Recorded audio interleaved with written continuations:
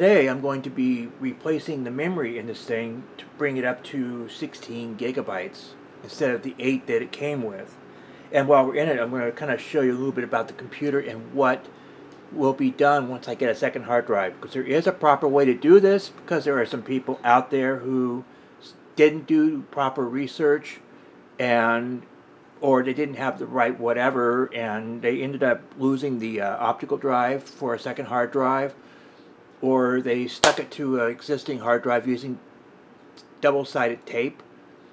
And there is a way to do it, and I believe I have that adapter already here, and it's the factory one.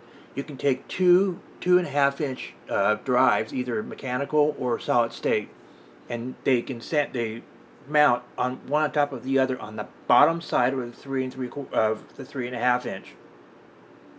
So there is a way to do it. So I'm going to show you. Not that today, but I'm going to show you how to replace the memory in this thing to get it up to 16, because 16 will give you better performance and it will help with video rendering and stuff like that when I am editing. Nice thing that Dell does is it's a toolless case, so it makes it a lot easier to work on it when you need to. Undo that lever, pull up, and it unhooks from right here. The beauty of this system is, and I'm not going to do it all here, but if you need to take the front panel off, just lift this, and this pops off, and the USB port here, there's a little once this is off, there's a screw right about here. You undo that screw and you just slide to the right and lift out once you unplug it. Now, to get to the hard drives, and consequently the memory that's underneath, you need to take out the optical drive. And the optical drive is a half-height slot type. Not slot type, but you press this button and the tray comes out and you snap the DVD into. So first,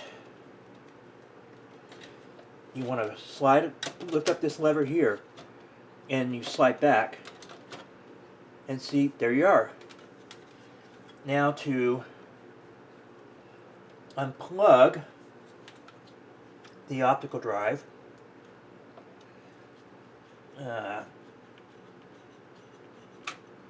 that's your SATA connector, and this is your power cord. You just kind of have to wiggle it back and forth. Why these don't come out real readily, I do not know. There. And that's your connector, your P4 connector for your power. Set this aside. Next, there's a lever. Let me show you.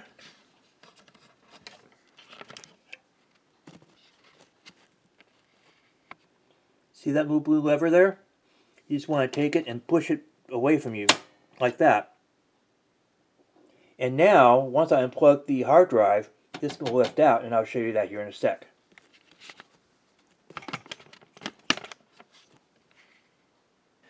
Okay, now that we have it, you just lift up, and a standard power connector is right there. And next is to take the SD cable out. Here we have the memory now. So I'm going to show you a little bit more closer.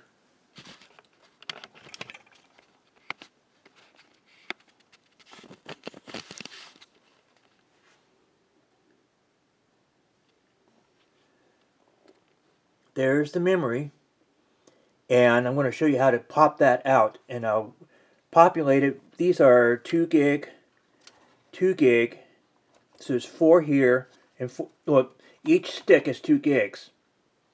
Each stick is 2 gigs, and there's 4 of them, so that's a total of 8 gigabytes in here now. These should be 4 gig sticks, and they should fit in here just fine.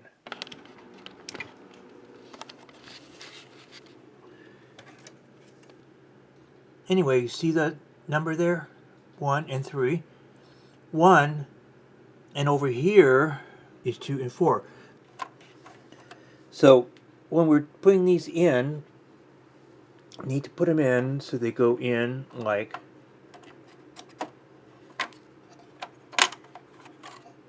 so. What's going on?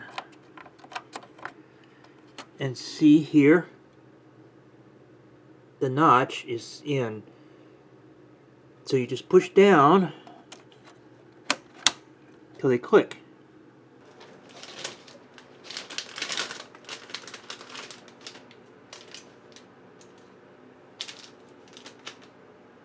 There's only 3 of them.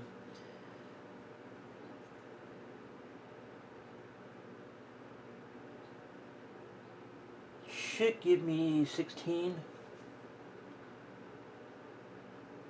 These are all, I think, the same.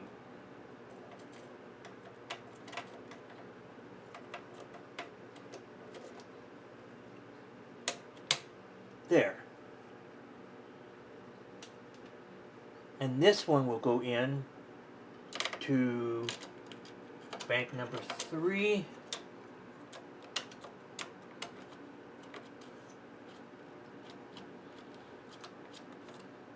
Nope. There. Just like that. So now we have to reinstall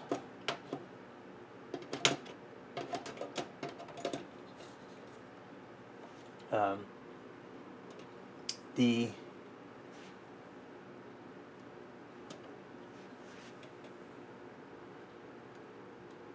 connectors, and I may have an adapter. I'll have to look and see. Just put these in, push it to the end,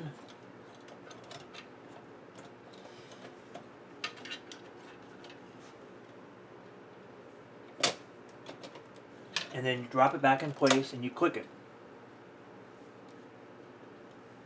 Next is the optical drive.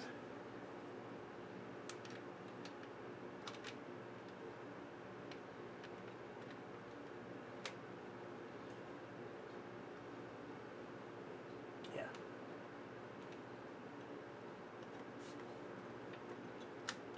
Just like that.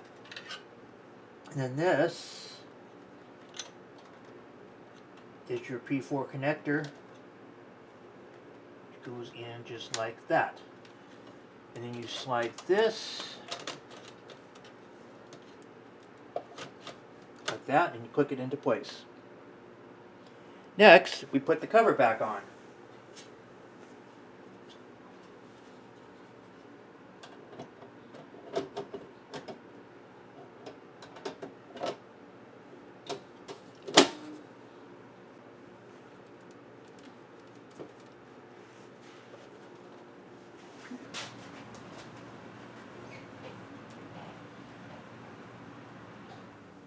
That's what we need to connect up.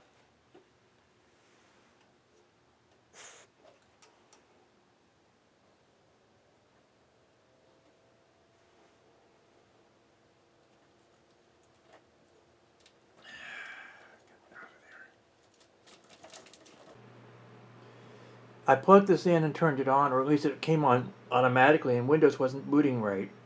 So I thought I'd go into the BIOS, which is a much different BIOS than what you would typically find in older PCs, which were DOS-based and you had to use keyboard commands. This is actually a mouse-driven GUI type of BIOS setting, which is kind of cool, which is definitely an upgrade from the old Dell. Anyway, I'm doing now is a diagnostics test. It's doing a pre-boot system assessment that is testing right now the memory. Everything else is checking out. So I'm just waiting now for the memory to go through its paces and make sure that it's okay. So far, so good. So, see what's going on. Hopefully it's nothing horrible. I may have to do a repair or do a restore, but we shall see. Anyway, that's what's going on at this point, with just the basics plugged in, the keyboard and the mouse, the 2 monitors, and everything else I will plug in when I get a moment after I'm certain that this computer is up and running.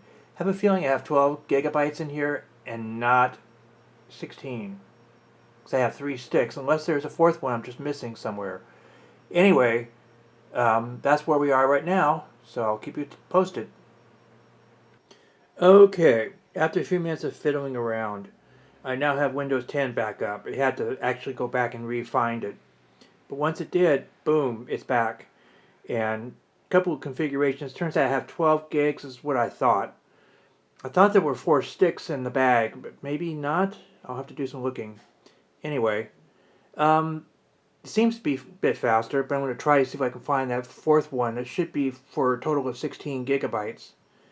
So I'll keep you posted. Okay, now that we've seen that Windows does work, or the new memory does work, and I was able to bring back the memory, or bring back Windows, I should say, I did talk to my friend who gave me the memory chips. It turns out he meant 3 to be 1 spare, and to mix my 2 with his 2 in the way of the memory stick. So I'm going to take this all apart and fix it. Okay. Forgot to turn this back on when I was checking text messages, but anyway, what he said is to leave his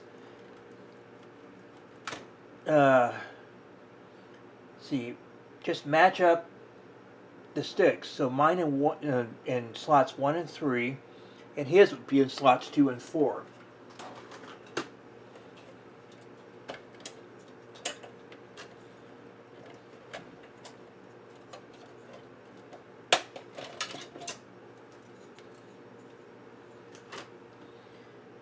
Okay.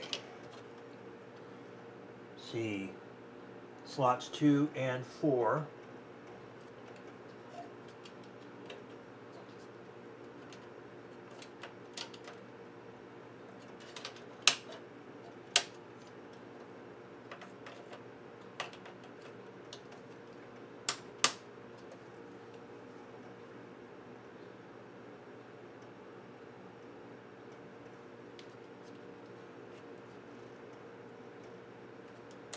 Yeah.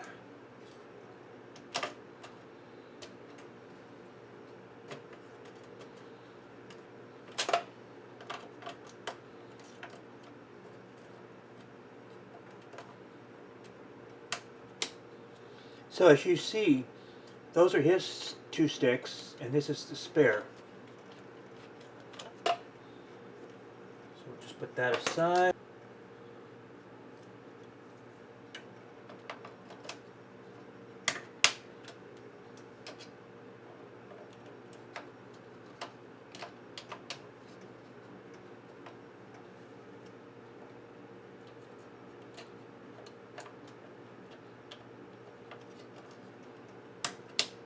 There. Now to put everything back.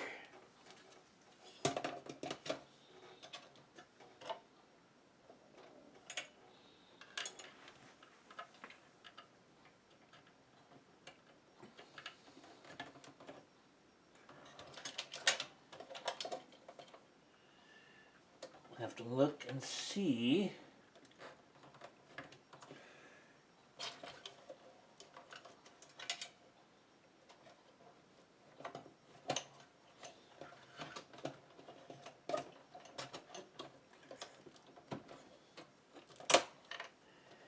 Okay.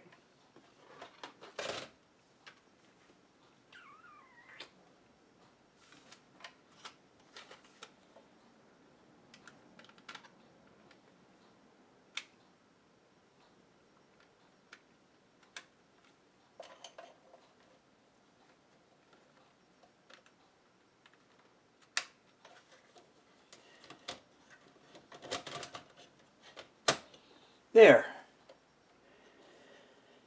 Now let's put it all back together. One of the things that I did with configuring the BIOS was setting it so that it doesn't automatically come on when the power gets restored. I'd rather turn it on when I get home if there's been a power interruption. So this should not, I repeat, should not be an issue.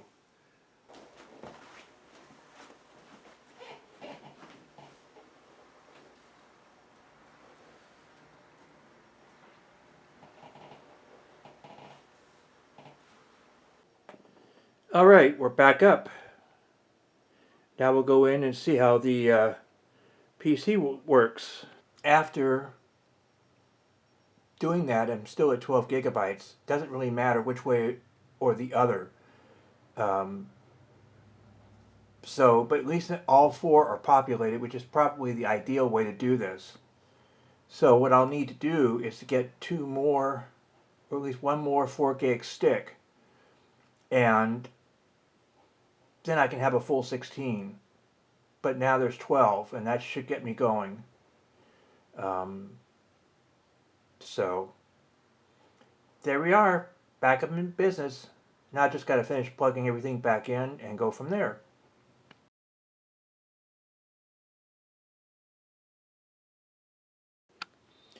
Okay, I just got back a few minutes ago from checking with Green PC, which is where I bought the computer.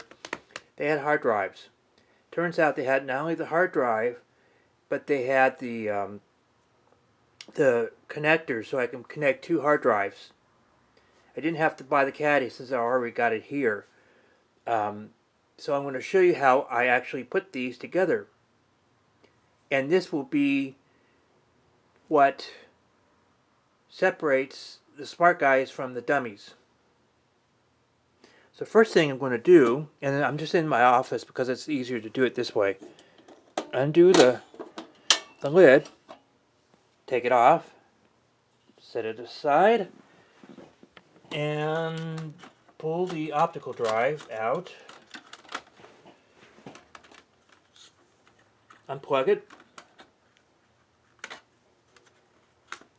Set that aside. Unplug those.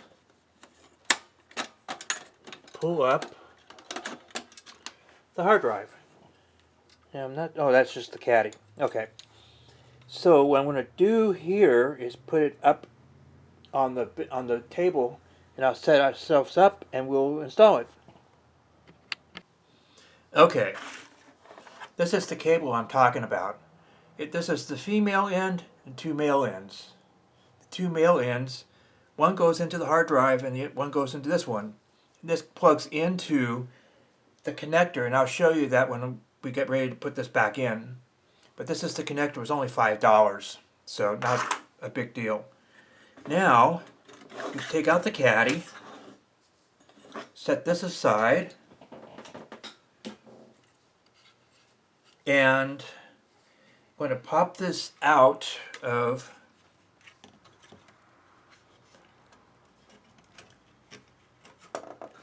oh, come on. Take this out, and I'm going to, excuse me a minute, I just remembered I don't have a screwdriver. Hold on. Okay, I'm back. I have the screws and the screwdriver.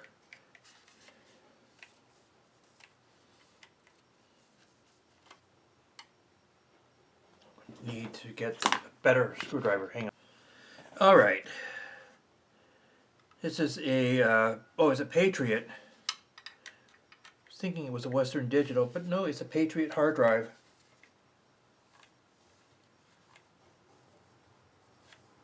I don't know what's going on. Okay, let's see. I had to go get a different screwdriver.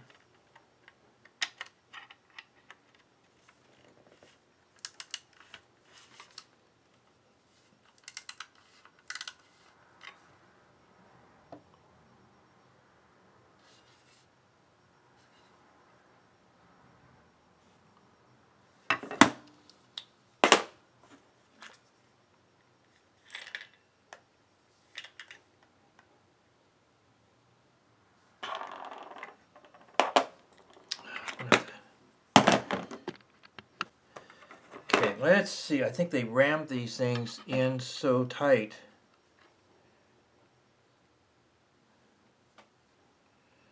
That I can't get.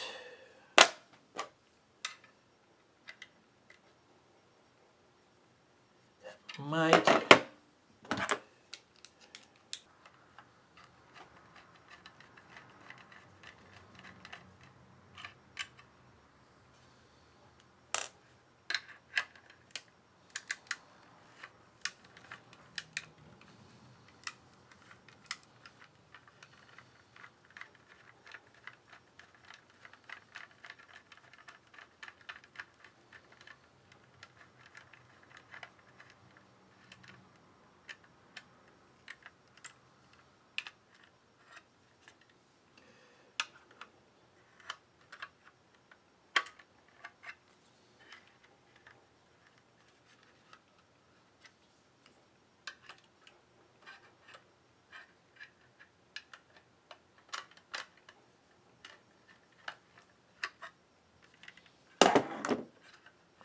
come on.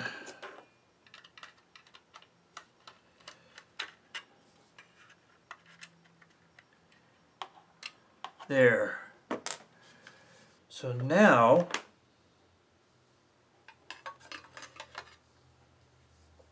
put this on the bottom and screw it in place. What you want to do is just let it, because what you've got here is a situation where you have these little tabs. See right there?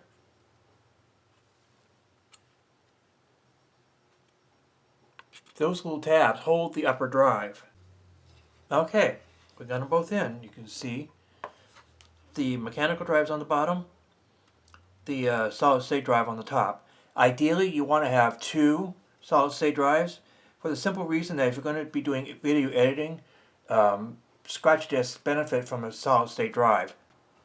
Okay, now that we've got two hard drives installed, and the benefit of having a second hard drive is if you're editing, you need a scratch disk.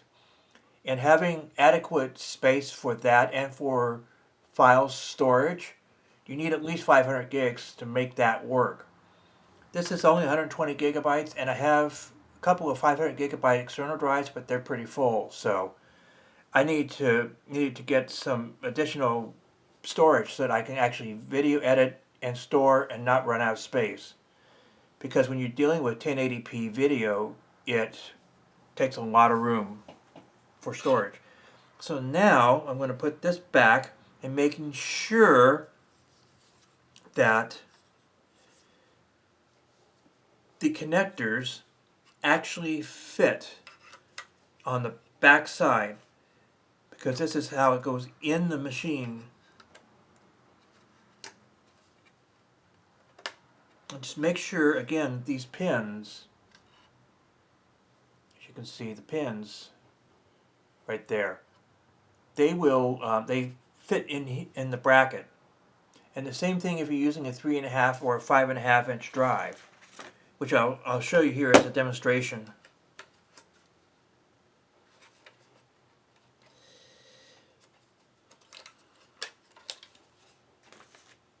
There.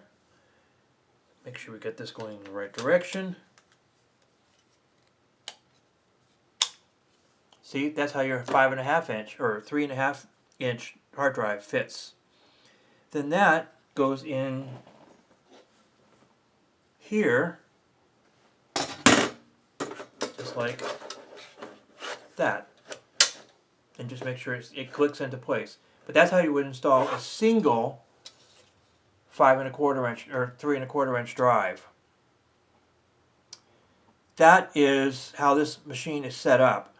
A single 3.25 or 3.5 or 2.5. If you aren't sure what the difference in the size is, these are technically laptop hard drives. Laptops, I think, pretty much since their inception have used this size drive because they fit in small spaces, and if you got an all-in-one computer where the monitor and the computer and everything is together, they often use these as well. So now I'm going to put this back in here and we will get back to installing. And once it's back in the computer, oh, come on.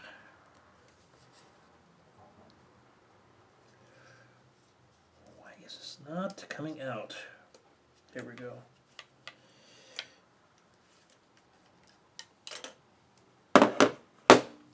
That's actually the dead drive that I picked up at Green PC. It stopped being recognized,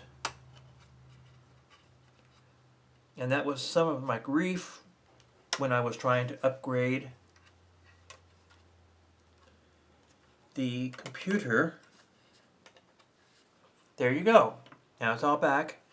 And if you notice on the back here where it slides into the carousel, I have the connectors. So what I'm going to do, just to get things started, going to put that in and this in so that it's ready to go. So all I have to do is plug in the actual SATA cable, which, by the way, this is perfect. That's exactly what I needed, and I got that out of my old Dell. This went to the original hard drive. So we slide it back. Nope.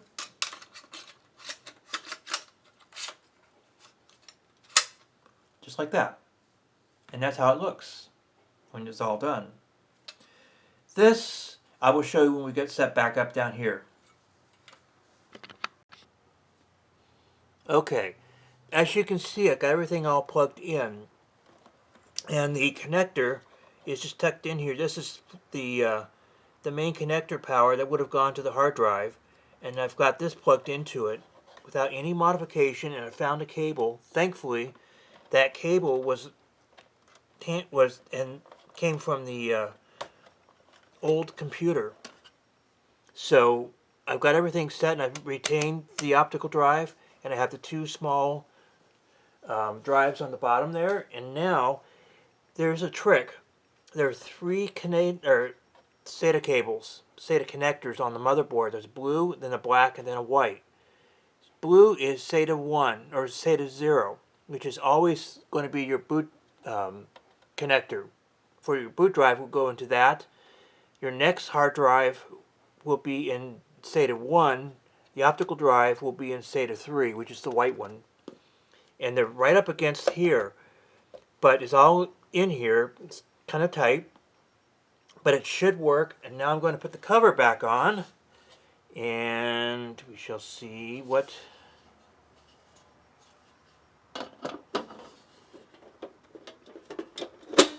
There. Plug it all back in. We'll see how this thing works. Okay, let's hook this up.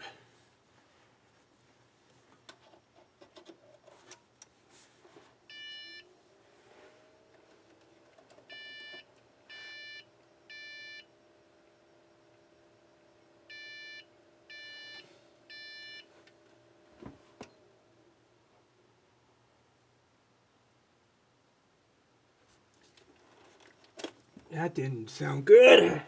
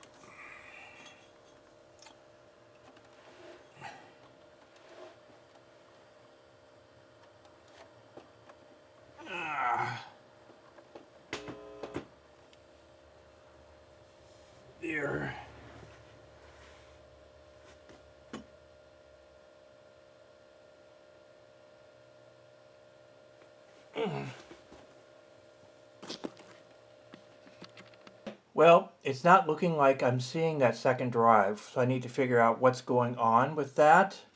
And it's not even showing the optical drive either. At least I don't think it is. No, it's not. It's not showing either of the other two drives. Now, something is not set up correctly, so I may have to go into Device Manager and figure out what is going on here. I'll be back in a jiff, and hopefully I'll have an answer for you. Okay, it took a little bit of time, but I got the hard drive to be recognized. Turns out Windows 10 won't even see the drive until you've first of all initialized it, and then you have to format it. So if you look right there, drives E and F are the two drives. The first one is for scratch disks, and the other is for storage of stuff from the I'm going to be moving down, like the my documents and a few other things will go there. So yeah, it's done. So that's how you do it. You install the drive, and then you have to format it, and then Windows will actually see it. However, it will be recognized in the BIOS automatically. So that is how you set a hard drive up on Windows 10. It's pretty easy, actually.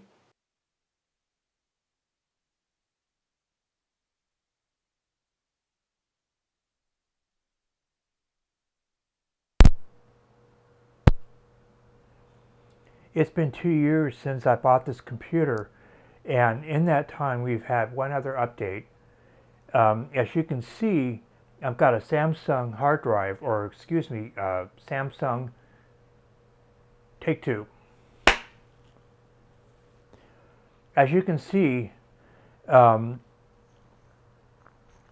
a new. It's been 2 years. Take 3. As you can see, it's been 2 years since I bought this computer, and over that time, it has done very, very well. However, the original 120 gig solid state drive ended up being not enough, because if I accidentally start adding things like my documents, maybe occasional video footage, it quickly adds up, and at some point I was at 75% full on at least the C partition, which really slowed down the hard drive, which, as you noted earlier in the film, was a Patriot burst solid state drive. Well, it uses trim, but does not appear to have any DRAM available, and it had a smaller cache memory as well. As a result, it really slowed down the computer to the point of bogging it down and dropping it to a crawl pretty much. Anyway, long story short, I bought a new hard drive a few weeks ago. It's a Samsung EVO 870, I believe it is, and it's a 500 gig drive. I need to do a minor partition extension so I can extend out whatever partition is necessary for Windows updates and stuff of that nature. So I've bought time, and as a result, it should not slow down nearly as bad. It actually brought the computer down to a crawl to where it was pretty much unusable, as it was constantly writing and rewriting and creating new space. So long story short, again, I updated the hard drive to a solid state, another larger capacity solid state, while they were on sale. And Samsung had these for $70 at Office Depot, which is not even 5 minutes from my house. Maybe at most 5 minutes from my house by car. So I went over there and picked one up while I could still do so. And I've been toying with the possibility of maybe grabbing another one, same capacity, and using it for the scratch disk. Or maybe picking up a 256 gig version to use as a scratch disk. Either way, I've updated the hard drive to a larger capacity, but other than that, it's still on 16 gigabytes of memory, and everything else is the same. There may be another update at some point, and I will, if I do anything else, either be a second video, or it'll be an update to this video where I may end up replacing the CPU. When editing ACHD video files and running everything at full resolution for editing, it takes a little bit of time to update, to render out files and stuff of that nature, and it takes a little while to build projects. So what I may end up doing is building proxies so that I can edit in a lower resolution, but the final project file, movie file, once export out to H.264, which is the envelope required for YouTube and possibly for places like Patreon, etc. It'll allow me to edit in a lower res, which should speed up the rendering processes, and in the end, the original file resolution is retained. That's what proxy file editing is for. But I've got to set it up to do so, and at this point I had already gotten started on this project, so I couldn't do it. Anyway, that's that, and that's the update for today. And like I said, it's been a great computer, and I do have a second 1 terabyte external drive, which is that little sort of orangey red looking My Passport. It's a 1 terabyte hard drive, which means it's mechanical, and that's for all projects and stuff. Now if it had been an SSD, it would have helped even more, but the update is going to happen is probably the CPU itself, which turns out I can still get either used or new 4th gen, either Core i5. There's like 2 other versions of the Core i5 processor that are even faster than what's in here now, or I can go up to the Core i7 4th gen. They use the same socket. However, the problem with Intel is they didn't always keep the same sockets for each generation. So you can't just update to the latest version like you can with Ryzen. So if you like this video, please hit the thumbs up button, and if you want to subscribe, please hit the subscribe button and ring the bell to be notified. It'll do this channel a world of good, and I'll see you on the next one.